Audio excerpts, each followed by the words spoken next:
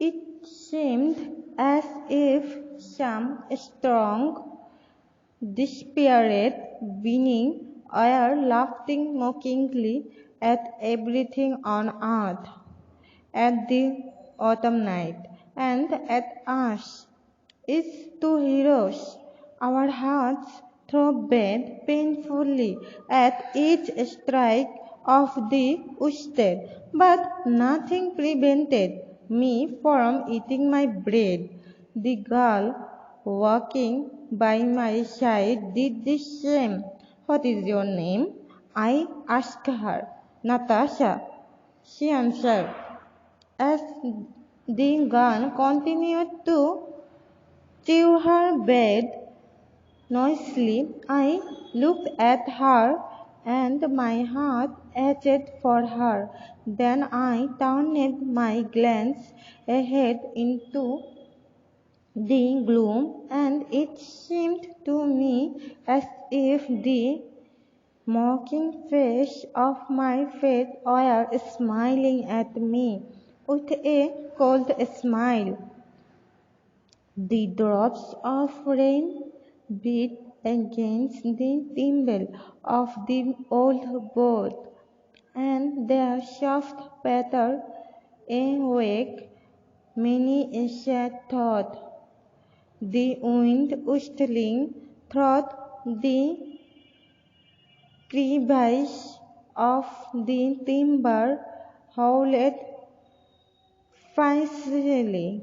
A chip of wood hanging loosely inside rattled and quivered out an anxious sad dirgo. So monotonous and so despairing was the sound of the waves as they dashed against the river bank that it seemed as if they wished to confine the story of some opposition, of some insupportable grief, of which they were utterly weary, and of which they desired to unburden themselves, so that it might be shared with someone else. The noise of the rain mingled with the rush of the waves together produced the effect of a long, endlessly deep sound floating in the air. The sigh of the earth, weary of the never easing changes of the weather, the hot, bright summer, succeeded by the damp, cold, and dewy autumn. The wind still continued to sweep and howl over the desolated shore. The foaming river moaned its sad, monotonous complaint. Our shelter under the boat was destitute of anything like comfort. It was damp and narrow, and ice-cold drops of rain mingled with piercing gusts of wind. We sat in silence, shivering with the cold. I remember getting very sleepy. Natasha, who had curled herself up into a ball, leaned back against the side of the boat. Her arms encircled her knees, on which rested her head. She gazed out toward the river. Her wild open eyes shone brightly and seemed to grow larger, for the black bruises beneath them. She neither spoke nor moved, and she was silent, monotonous figure, motionless, inspired me with awe. I longed to say something to her, but did not know how to begin. At least she broke her silence. What a wicked business our life it is. She spoke each word slowly and with deep conviction. She did not seem to be complaining. There was too much indifference in her voice for that. Apparently, she had been reviewing her life and put into words as well as she was able the conclusion she had arrived at, a conclusion that I at least could not dispute without being false to myself. I preferred, therefore, to leave her word unanswered, and she once more assumed her silence and motionless attitude, taking no notice whatever for me. If one could but croak and have done with it all, she murmured in a low and pensive tone. But still there was no note of complaint in her voice. It seemed as if she had revived her past life and had come to the conclusion that there was no use of continuing to live, and that the only way to escape the mockery of existence was, as she expressed it, to croak. Her clear, cold reasoning made me feel thoroughly sick at heart. I felt I had no alternative but neither to speak or burst into tears. To cry before a woman, however, seemed disgraceful, the more so as she herself had not shed a single tear. At least I managed to speak. "Who has been mockingly about?" I asked, unable to find a more delicate way of alluding to her disfigurement. "Why, Pasca, of course. Who is he?" "He's my lover. He is a baker." "Does he behave like that often?" "Yes, very often. Every time he is drunk." He leaning toward me, she began to tell all about her relation with Pasca. She was a girl of the town, he a baker with an auburn mustache. He played the accordion splendidly. He had met her at the establishment, had charmed her by his gay manner, his smart, well-polished top boot, and his splendid clothes. Why, he wore a coat that was worth at least 15 rubles. She fell in love with him for all these fine qualities and put herself under his protection. No sooner did he realize his position than he began to appreciate the money he earned from the other visitors. This money he would spend in drink, and will drink he beat her without mercy.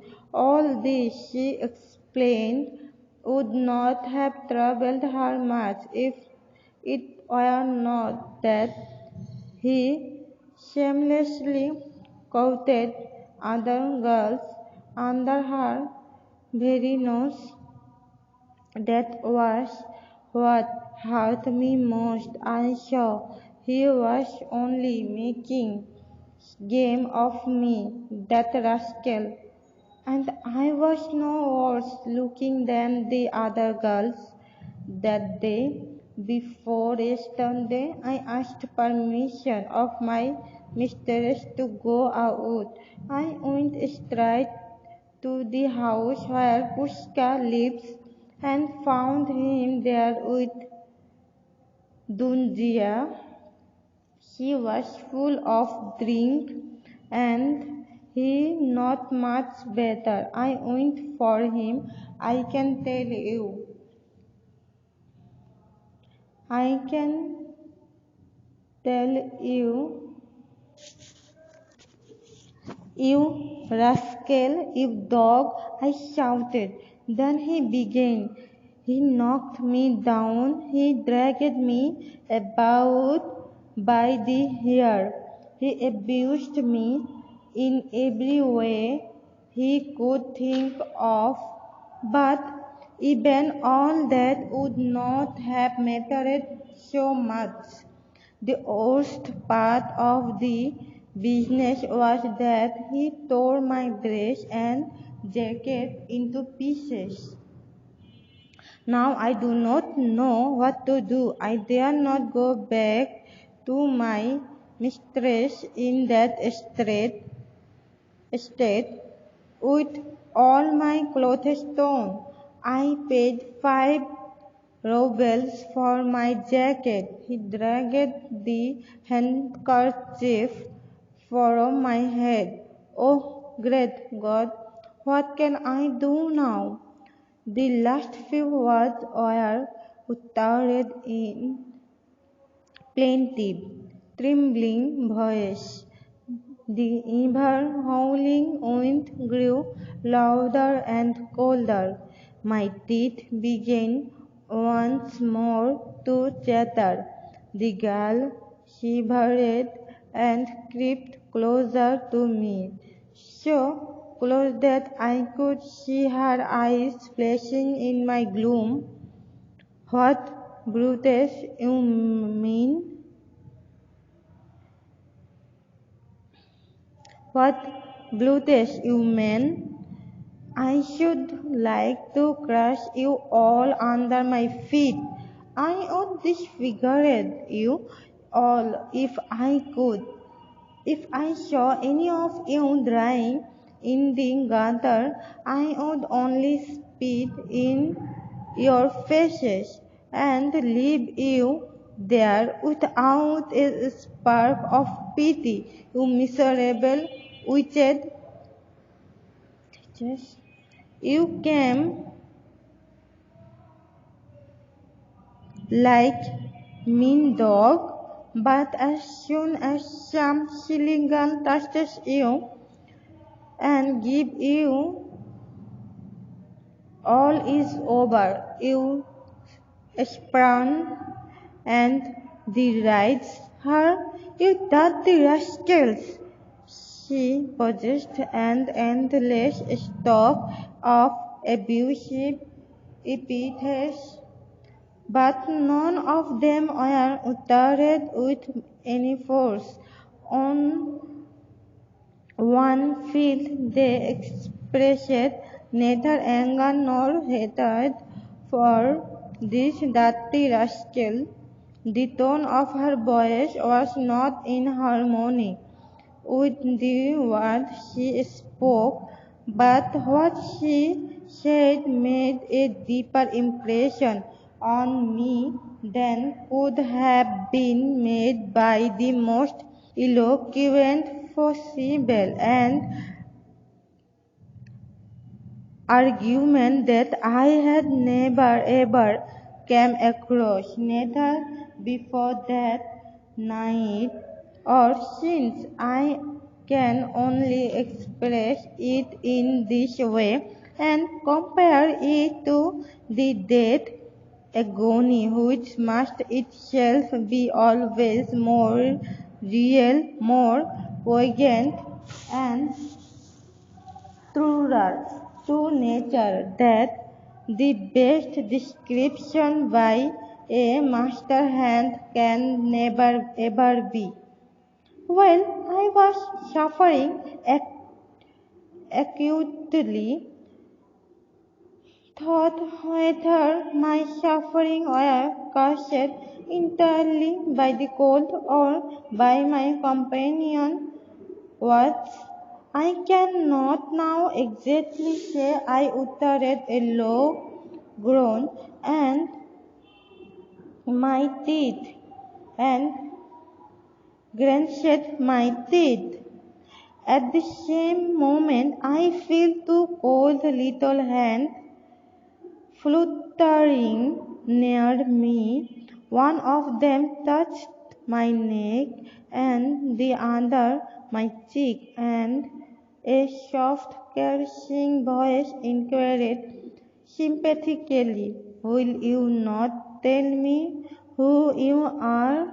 It seemed almost for a moment as if someone else were speaking and not the Natasha who only a few moments before had been reviling all mankind and calling down evil on the heads of men. She was speaking now, however, in quick, hurried tone. "What is the matter with you? Are you cold? Are you freezing? Poor fellow, why did you not say so?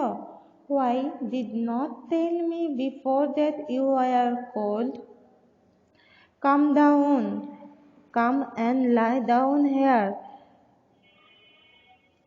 Scratch yourself out like that and I will lie down also. Now just put your arms around me. Come closer to me. Now you will be nice and warm. By and by we will lie back to back and so warm our backs and so we shall manage to get thought that night. Why you in such miserable state? Have you been drinking or have you been dismissed from your situation? Well, whatever it is, it does not matter. Don't fret about it. This girl was actually trying to comfort me. She was even trying to encourage me. Damn it all, what frightful irony there was in all this just when I was silly occupied settling the destiny of the whole human race. When I was dreaming of reforming the whole society order of things and plotting all kinds of political revolution, reading also extremely wise books